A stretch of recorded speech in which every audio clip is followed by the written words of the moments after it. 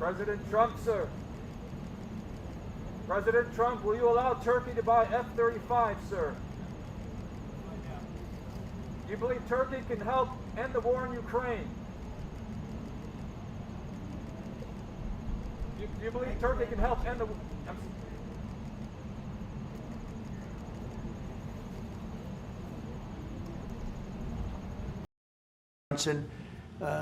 He freed Pastor Brunson. Pastor Brunson was put in jail for 35 years before I got there. This was a group that should have stopped it, and the president, after I called him, released him, which was a great thing for our Christian community, our evangelical community. The evangelicals really wanted that. It was very important to him, so I always remembered that. But he released him from 35 years in prison. And Pastor Brunson now is healthy, happy, and well. And we're very happy about that. But it's a great honor to have the President of Turkey with us. And how are you?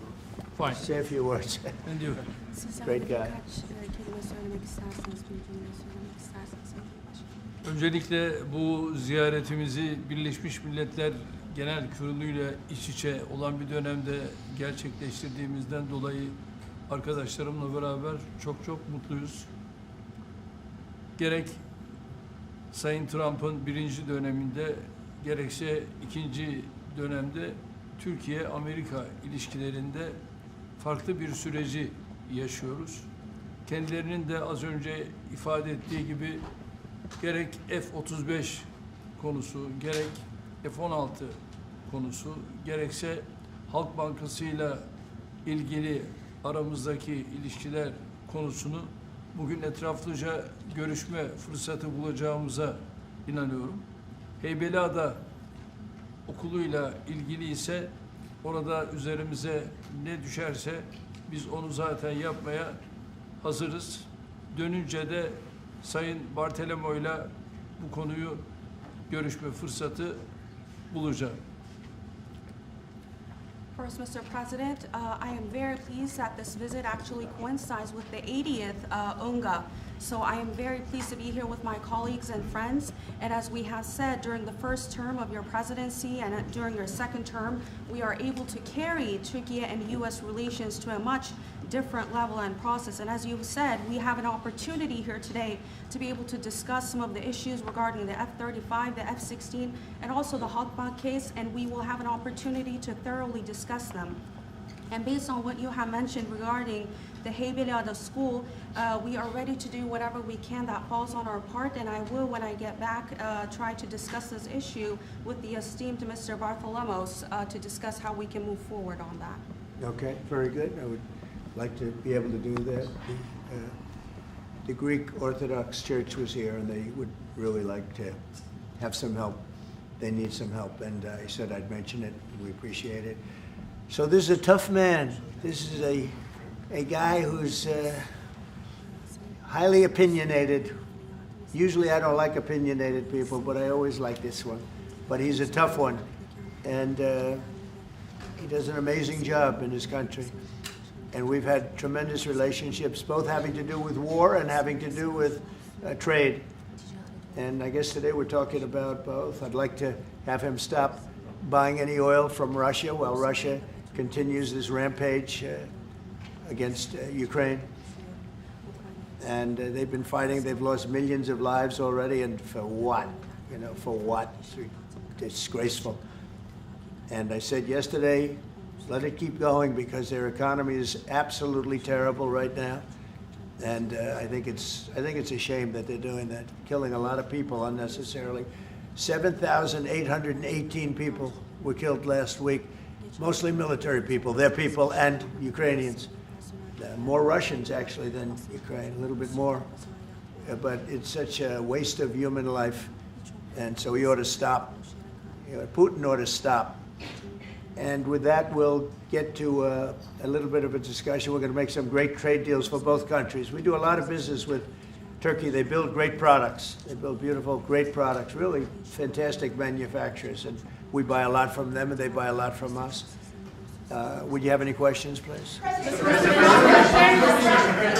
repeatedly called out Obama and Biden administrations for their stupid decisions. One example you gave was a refusal to sell the Patriot missile defense systems to Turkey, which resulted in the expulsion of the country from the F-35 program. Now, you are known to be a great deal maker in Turkey. What can you do to undo this stupidity? Yes, CNN, sir. CNN? Well, because you sounded like a nice guy, but CNN is fake news. I mean, but you sound like the real deal to me, so I'll answer the question. We're going to be discussing the Patriot system, which is the best system. We'll discuss that. We're going to discuss the F-35. We'll be discussing all of the things that you know about and that some of that you mentioned. And I think he'll be successful with buying the things he'd like to buy. What concrete steps can you take? Well, we'll have to see. We haven't even started yet. But I know he wants the F-35, and he's wanted that, and we're talking about that very seriously. And the F-16, we're in great shape. Certain other things he needed, as you know, and I'm going to see to it that we get that to him. He needs certain things, and we need certain things. And we're going to come to a conclusion. You'll know by the end of the day. Go ahead, please. Mr. President. Sayın Cumhurbaşkanım, siz Başkan Trump'ın ne kadar barış için çabalar gösterdiğini daha önce de söylemiş bir cumhurbaşkanısınız. Ve siz de bölgede birçok ülkeyle, birçok liderle görüşmeler, kontaklar kurabiliyorsunuz. Bu konuda birlikte nasıl çalışabilirsiniz gelecekte? Buna inandığım için zaten bunları söylüyorum. Birlikte el ele bölgedeki bu sıkıntıları aşacağımıza da inanıyorum.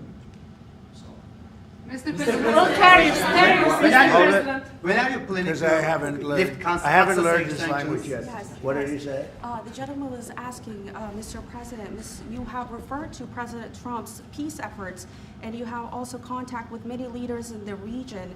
And what do you think that you can do about this? And Mr. President has said that, yes, I believe in the peace efforts that President Trump is leading, and together we will be able to overcome the challenges in the region. I think it's true. He's got tremendous influence in the region. Yeah, please. Mr. President, when are you planning to lift CAATSA sanctions against Turkey? Against sanctions against Turkey? CAATSA. Could be very soon. Mr. If we have a President, good meeting, almost immediately. President Erdogan is removing tariffs. Erdogan is removing tariffs on U.S. goods, and what impact it would be in U.S. production? Where are you from? Turkey. I see. We have a lot of people from Turkey here. That's We are good. Because I like the restaurant questions journalists very much, actually. They're very nice questions. We'll see about tariffs. We're going to be talking about tariffs. We already removed them. Well, we're going to be talking about that.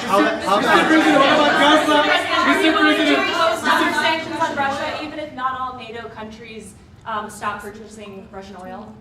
We're going to be seeing about that. The NATO countries were disappointing in that regard, but they've been very amazing in other ways. They did, as you know, they went from 2% to 5% GDP, and that's a big step, and it's paid. I mean, they have the money there, and we're selling a tremendous amount of military equipment to NATO. We're selling.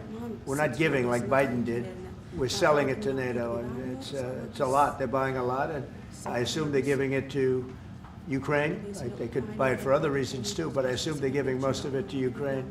But they're buying highly sophisticated weaponry, and they're paying for it full price. And that's how we're involved. Biden gave $350 billion. Look, this war would have never started if I were president. If I were president, this war would never be happened. It would have never happened. Yeah. Mr. President, I would like to ask about Gaza. Are you on the same page, Mr. Erdogan, for Palestine, Israel? Well, I don't know his stance. I can't tell you about that. I just say that we want to get Gaza over with. I had a great meeting with the leaders of that area, of that region, generally speaking, the Middle East. We had a great meeting the other day at UNGA, as you know, and I think we're close to getting some kind of a deal done. Yeah, we want to get the hostages back. I have to get the hostages back. We're the ones that got the hostages, all of them that we have now. But it looks like there are 20 living hostages and probably 38 or so dead hostages. Pretty sad. And the parents of those dead souls, those dead, mostly men, boys, in many cases like literally boys, they want those bodies back so badly, as much as though they were alive. And so we had a very good meeting with the representatives of the most powerful countries in the Middle East, and I think we're going to be close to a deal. Any solution? Mr. President. Mr. President, we've noticed that in the Ukrainian war and during the Israeli-Iran war, the airspace of the NATO countries is very fragile, and it needs to be stronger. And in that sense, Turkey being the second largest army in NATO, it needs to support its air force and air defense. How do you look at this issue in general as a NATO? Well, we support them. I It's mean, we're, the eastern flank of yeah, we're in NATO, and you know, they're paying now 5% of GDP. Nobody thought that was possible, and they agreed to that 6 months ago when I was there. And the relationship is very good. The NATO countries are, I mean, with us, is the strongest it's ever been. We used to complain that they're paying 2%, but they're not paying. The United States was paying almost everything.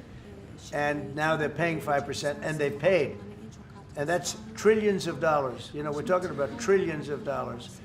And they're spending that, giving that money to us, and we are giving them great defensive, you know, the Patriots and all of the different javelins, all the different missile systems and everything else that they want. But it's, you know, it's trillions of dollars. So we appreciate that they did that. So they went from 2% to 5% of GDP, and that was something that nobody even would bring up. Biden should have brought it up a long time ago, because under Biden, we paid $350 billion, and all it did is make things worse. So we'll see how it goes.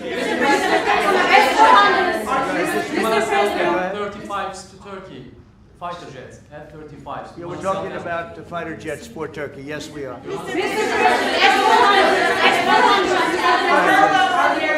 Are we going to see any steps going to be taken today about the issue, about the things that are going on in the Gaza, Palestine? Are we going to? It could be today. Yeah, it could be today.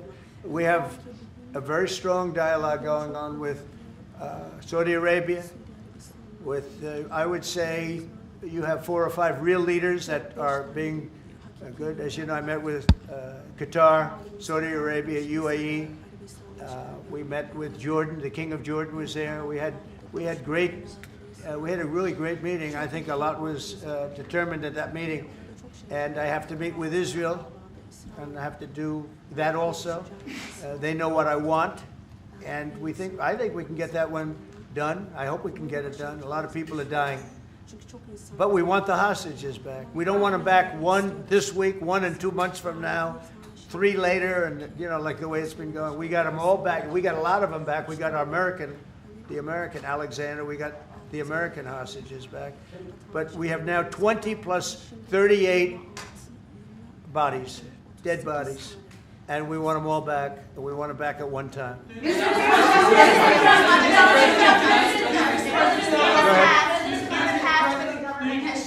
President Erdogan will help to release the hostages? Do I think what? Do you think President Erdogan will help to release the hostages? I don't know if he'll help in that. I don't really think we have. I don't think it'll be necessary in this case. I think we're going to be in a pretty good position. There are a lot of people that want that done. I met with great leaders. Look, you saw the people that were there, and great leaders. Egypt was also represented. We met with the leaders of that part of the world, and they want to see if they can get something done. And I'm going to have to tell Israel, let's go. We want to get the hostages back. Everybody wants to see that war over with, by the way. Everybody. So we're going to see what happens. Mr.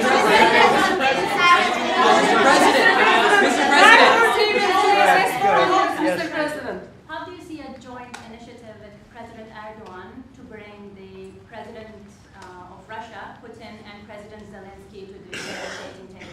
Well, I can tell you that President Erdogan is very respected by both of them.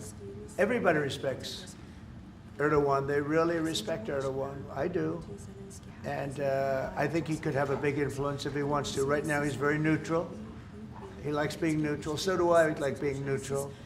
But he's somebody that if he got involved, the best thing he could do is not buy oil and gas from Russia. If he did that, that would be probably the best thing. He knows Putin like I know Putin. I thought Putin, I settled, as you know, 7 wars, and it's probably more than that if you really want to know the real facts, but 7 wars, and I thought this would be among the easier ones to settle. But I'm very disappointed in Putin. And he's been fighting hard, he's been fighting long, and they lost millions, they lost like 1 million soldiers. And you know, with all of the heavy bombardment over the last 2 weeks, they've gained almost no land. Think of that. They've gained almost no land. And I'm not going to ever call anybody a paper tiger, but Russia spent millions and millions of dollars in bombs, missiles, ammunition, and lives, their lives. And they've gained virtually no land. I think it's time to stop. I really do. Mr. President.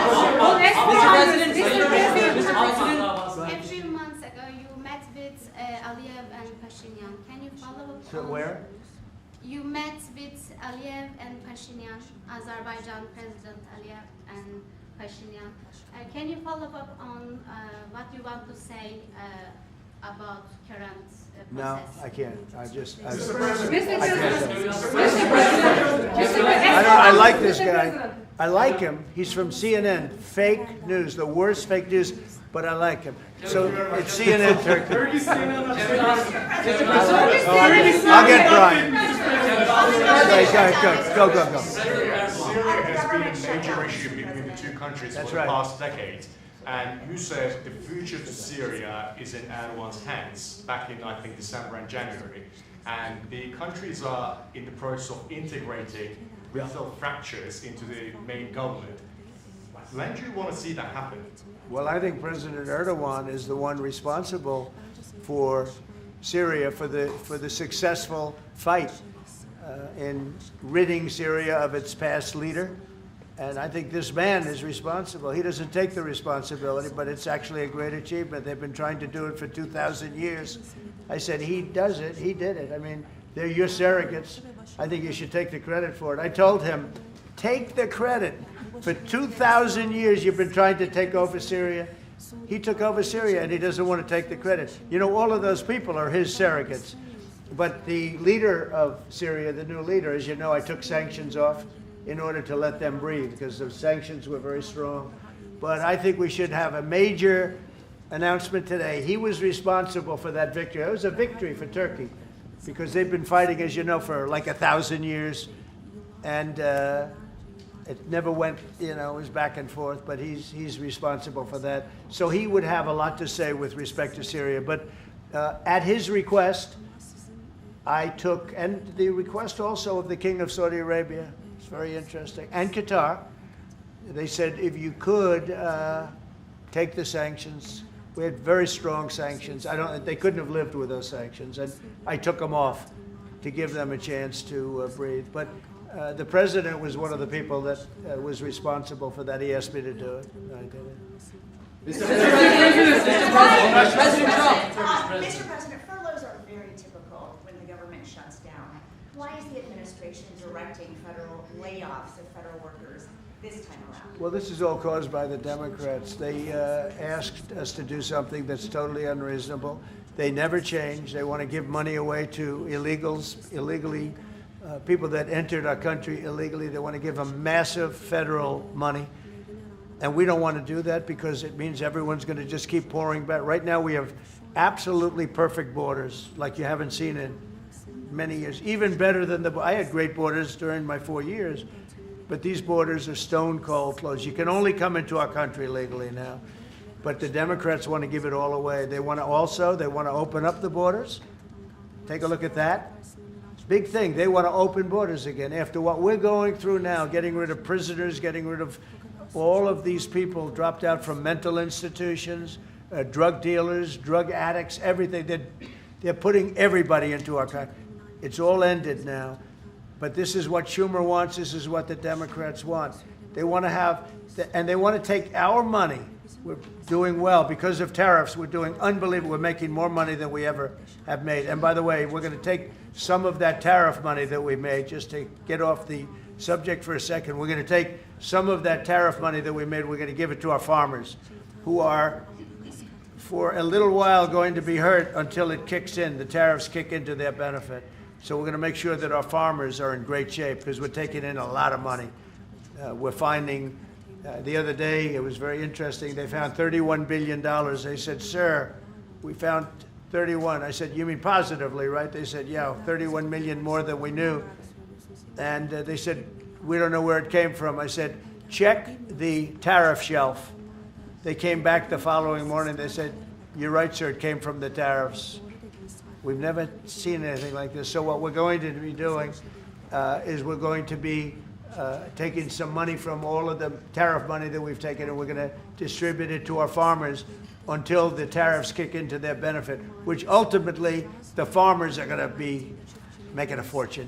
But it's a process of, it has to kick in. All right, maybe one more. Mr. President, there was another shooting at an ICE facility in Texas yesterday. Terrible. Detainees were killed. The FBI director posted on social media bullets that were engraved with the message anti-ICE. Right. He just posted another thing on social media saying they recovered a handwritten note from the subject that read, hopefully this will give ICE agents real terror to think, is there a sniper with AP rounds on that roof? Who do you hold responsible for the uptick in left-wing violence in the country? Radical left rhetoric. The radical left is causing the problem. They're out of control. They're saying things, and they're really dumb people. I mean, I look at Crockett. I look at some of these people. They're very low IQ people, actually. But the radical left is causing this problem, not the right, the radical left. And it's going to get worse, and ultimately it's going to go back on them. I mean, bad things happen when they play these games. And I'll give you a little clue. The right is a lot tougher than the left. But the right's not doing this. They're not doing it, and they better not get them energized because it won't be good for the left. And I don't want to see that happen either. I'm the president of all the people. But the radical left is causing this. Radical left Democrats are causing this problem, and it gets worse. It gets worse, and it'll be a point where other people won't take it anymore, and that will not be good for the radical left, and we don't want that. Okay, thank you. Mr. President, it seems like an indictment of James Comey is imminent. Would this be the first step in accountability for pushing the hoax of Russia, along with Barack Obama involved as well? Well, I can't tell you what's going to happen because I don't know. You have very professional people headed up by the Attorney General, and Todd Blanche, and Lindsay Halligan, who's very smart, good lawyer, very good lawyer. They're going to make a determination. I'm not making that determination. I think I'd be allowed to get involved if I want, but I don't really choose to do so. I can only say that Comey's a bad person. He's a sick person. I think he's a sick guy, actually. He did terrible things at the FBI. And, but I don't know. I have no idea what's going to happen. Thank you very much, everyone. What about Erdogan? Can we ask Erdogan, Mr. President?